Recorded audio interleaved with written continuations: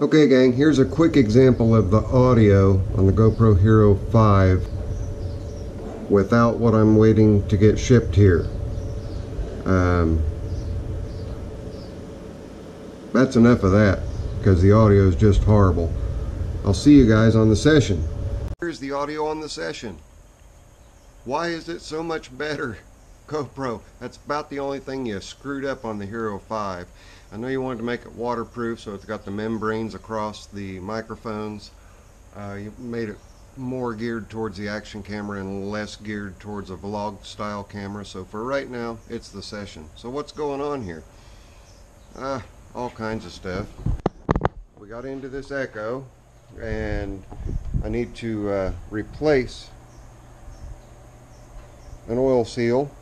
As you can see, it is leaking oil. I also need to order a new diaphragm kit or just a new carburetor. The cost is about the same, so it's kind of a lateral move there. So I'm just going to get a new carburetor for that. It's a very simple little Zama. And then we have this echo here, and it needs a carb adjustment. But wouldn't you know, it's got the micro carb spline screws on it, or double D screws on it. So now I have to order the 8-piece set that I linked in one of my other videos, because I only ordered the 4-piece set that comes with the 4 large ones. And then of course you guys know I wound up with 2 single Ds instead of a single D and a double D. We still have these push mowers sitting out here, trying to touch base with Mark. It's been a couple days. I know he's not in a hurry for him. If he was, he'd have been hammering my phone. So from what everybody is saying, I knew I had 3 Tecumsehs here, and the Craftsman is apparently a Honda knockoff. That's what I've gleaned from the comments, and thank you guys for helping to clear that up. Honda clones don't bother me. I use a Honda clone on my log splitter. I have used and abused, and I don't know if I've told this story or not, but I'll tell it again. You guys like to hear me babble anyway, right?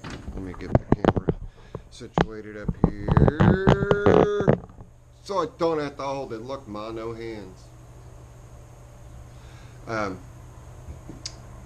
The Honda clone engine is 6.5 horse horizontal shaft slant piston that I picked up. They had them on sale for 99 bucks at Harbor Freight. Went to Harbor Freight and they were sold out. All that was left was the floor model, but they were bringing the Predators in. Same engine, just black instead of blue. So I said, well, send me the floor model then. And she goes, well, I don't know if we can do that or not. I said, I bet you can. You've got the tools in here to unbolt it from the... And she just laughed. She goes, you realize it's not going to come with a warranty. People sit there and mess with them all the time. There might be something wrong with it just from them dry cranking it or something like that. I said, I'll take my chances if you give me the motor for 70 bucks. She goes, oh, I can do that. So I got the floor model, 6.5 horse pre-Predator Honda clone on the log splitter. Oh, 10 years ago? No, been longer than that, like 13 years ago. Thing runs like a champ. I mean like a champ. It has split cord after cord after cord of wood. That log splitter originally had a 5-horse L-head horizontal shaft Briggs in it. And that was another story. I guess I may as well go ahead and tell it too, since it's story time at Zippo's.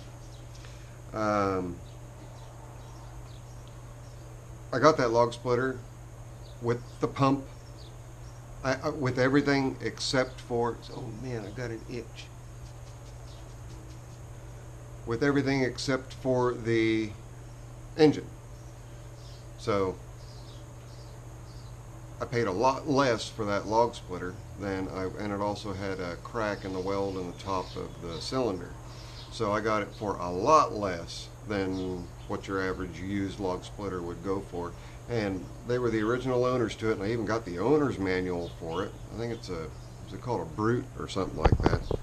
We can go out here and take a look at it while I'm storytelling and listen to the wind blow. It's blowing pretty good. Oh, I had somebody interested in this trailer.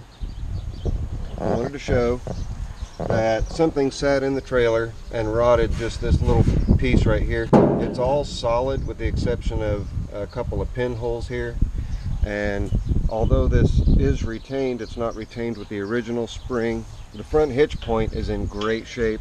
It's a nice older one, and it also has smaller than original tires on it, which I actually kind of like because you can tilt. I mean, you can see it's almost laying on the ground. It's real easy to rake stuff up on it. So I may actually get smaller tires for my own. But over here to the log splitter, is it a Brute? What's this thing called? Power Pro. Power Pro. So I gave a little bit of nothing for this thing, and it has definitely earned its keep in a big way. And what is today's tasks going to be? Well, if I find out about the push mowers, I may start working on those. I still haven't changed the tire for my neighbor. She's not been home. I gave her a bike. She was wanting me to put new tires on. Here comes another story. She was wanting me to get a couple of new cruiser type tires for her mountain bike. And I thought, you know what? I bought my daughter a bike 10 years ago, and she has never ridden it. She would much rather ride my bike. So the bike that I got her literally got put in the garage and just left there. So I thought, well, I'll get it out, clean it up, oil it up, make sure it's all right, and just give that to the neighbor so she's got a brand new bike to ride. And it, although it has crossover tires on it, so it's got the aggressive tread on the outside, but the center rib is smooth, and that was her major issue with her mountain bike specific bike, was that she's riding down the road and the tires hum. So there's that, waiting on the tire, story after story. What else is going on? Yesterday I went to Barb's house, and Barb's husband Bill was a hobby machinist and a model airplane fanatic, and although it was just a one-car garage, he was able to shoehorn all kinds of machining equipment and tools, you name it, is in there, and still fit a car in the garage. I mean, he shoehorned everything in there. He'd just pull the car out, use the center space for his workstation. But let's see, he was 81 or 82 years old, so he lived a really great, good, long life. Anyway, I was asked to go out and assess the value, so I took my notebook and looked at all the equipment that was in there, and I'm going through. I may already have the lathe sold just the day after. I'm waiting on a call from the Maples boys, but I am getting the mill. The mill has been promised to me, in part payment for me doing everything for her, because I told her, I said, I'm doing this for you and the church. I'm not doing this. You're not going to pay me. I won't have that. But I will tell you that I am very interested in the lathe, or the mill. So it's a benchtop mill, but it's a big benchtop mill. So it can go right next to my lathe over here. Even though it has its own stand, don't need that stand. I can use my workbench. And this man was just ingenious. Just to give you a real quick example, there's no auto drive on the mill when he got it. It was purchased roughly in 1997, in that time frame, so it's about 20 years old. So he got the lathe and the mill at the same time. He's also got this really, sorry, I don't mean to be changing subjects here. Let me grab my phone real quick. I'm going to show you guys the little hacksaw that he's got, power hacksaw. Hang on.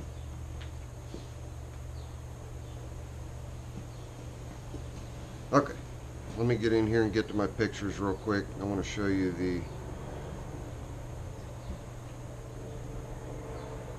Okay. I don't know how well you're going to be able to see, but there is a shot of the wall with all the machine equipment on it. All right. Now let's pinch it down. Where's the hacksaw? Where's the hacksaw? And I want to get the hacksaw too. It's just really, really neat. There it is. It's the blade's probably, oh, if I was to venture a guess, maybe 14 inches long. That might help give you guys some perspective. But look at that little power hacksaw. I want that too. But the mill you cannot see very well, but it is a Rongfu, R-O-N-G-F-U, model 40. And what he did with this lathe was just, or with this mill, was incredible. And if you guys can take a look here, I'm going to try to point to it. Right there is a power window motor, a 12 volt power window motor. He took that, and then if you look right down here, here's the handle. He put a pulley on the back of the handle, and he has a pulley on the end of that 12 volt motor. And then he has a Lionel train controller hooked up to that 12 volt window motor, so that it's got the rheostat on it for fast and slow and forward and reverse. How ingenious is that? That's the mindset this guy had. I knew I loved him from the minute that I walked in that shop, and I wished I had had the opportunity to know him before he passed away. We would have had countless hours of conversation out in his shop.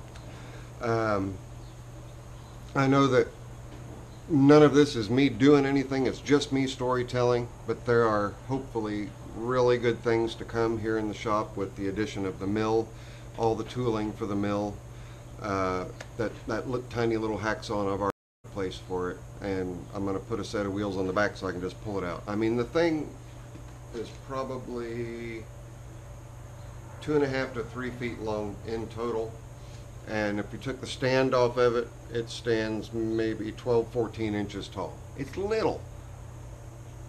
I don't need anything big out here to cut stock. It'd be nice to sit there and put a piece of stock on it, set it, and walk away, instead of me sitting there with my reciprocating saw or with my angle grinder with a cutoff wheel on it or what have you, sitting there doing, well, I can let that little hacksaw do the work.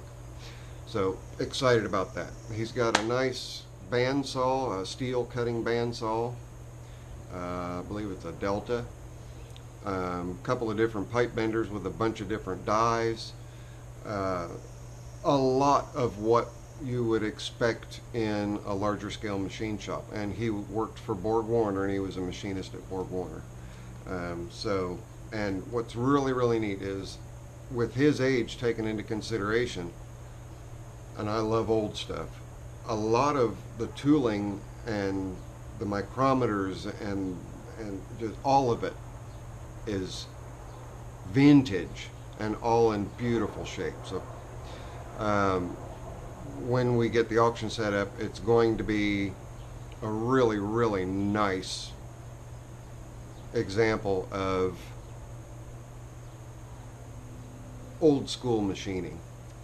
But anyway, I've rambled, I've yacked, I've chatted, I've told you guys a couple of stories.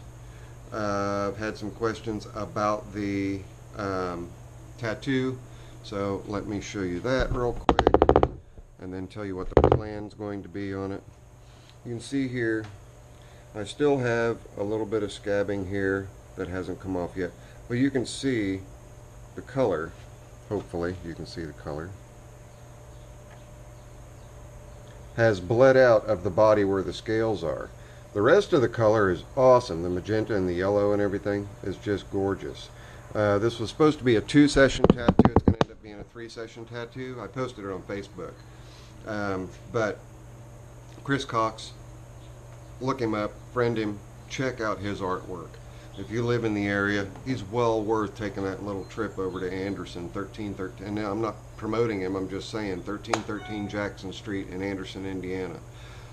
I think it's 46010 or something like that. But friend him on Facebook if you're in my area and looking for an awesome tattoo artist with fantastic pricing.